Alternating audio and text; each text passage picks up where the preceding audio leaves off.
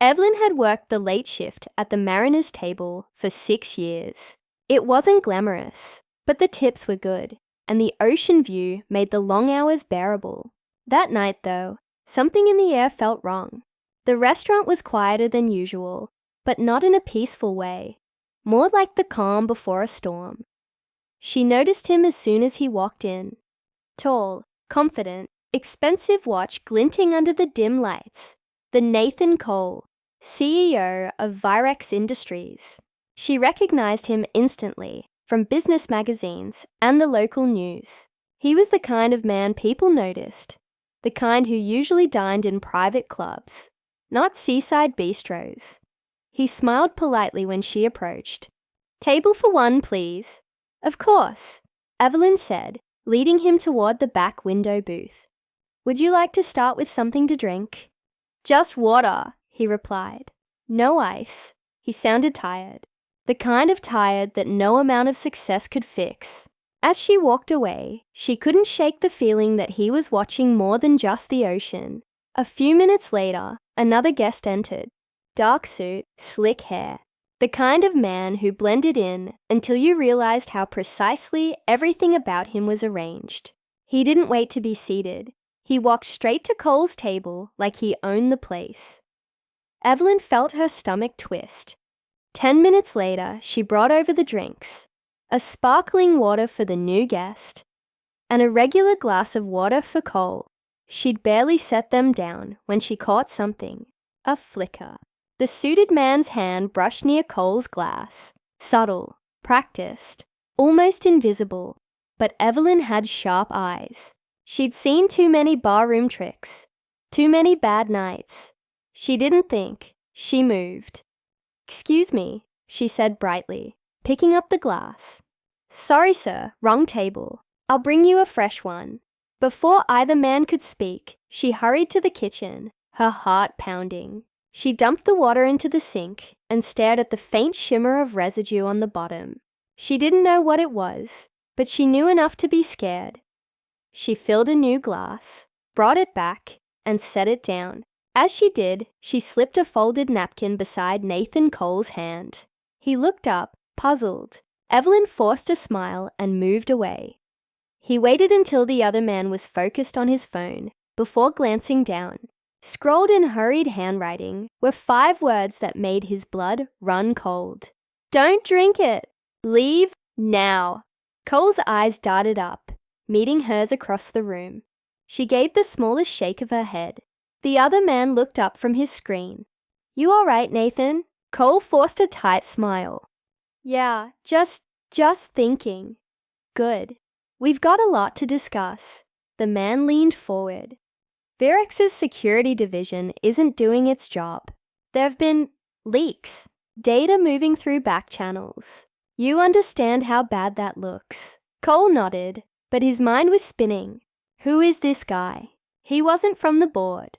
He wasn't from the press. And yet, he knew things.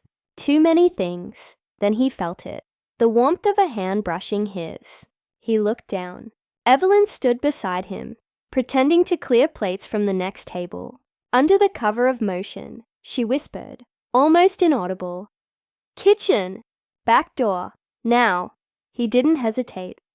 "Excuse me," he said to the man, forcing calm into his voice. "Need to take a call." "Sure," the man said with a smile that didn't reach his eyes. "Don't be long." Cole stood, walked toward the kitchen. He could feel the man's gaze on his back, burning through him. As soon as he pushed through the swinging doors, Evelyn was there.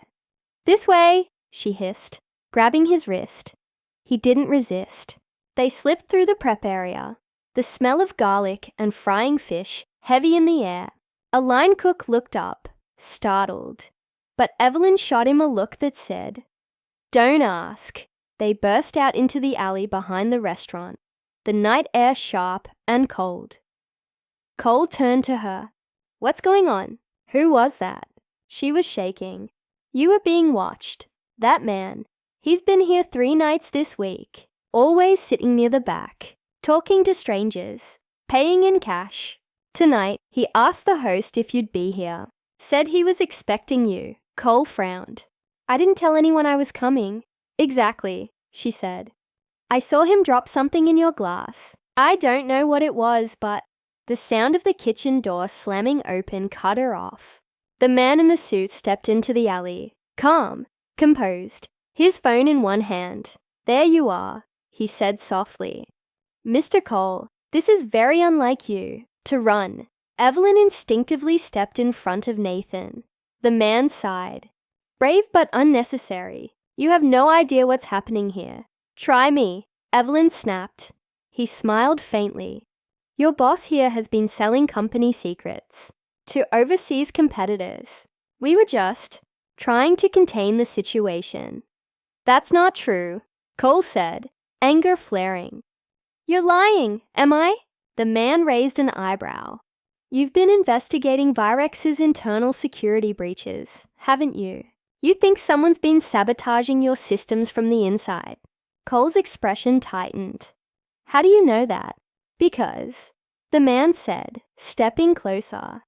I work for the same people who hired you to clean it up. Only difference is, I clean up differently. Evelyn could see his hand drifting toward his jacket pocket. Run, she whispered. But Nathan didn't move. He stepped forward instead, his voice steady. You made a mistake bringing this to me in public. For a moment, everything froze. Then the faint wail of sirens echoed in the distance. The man's face hardened. You called the cops? No, Cole said. But my car security system logs every movement within 50 feet. It's been transmitting live since I walked in. The man cursed under his breath. He turned and disappeared back into the dark before the flashing red and blue lights rounded the corner.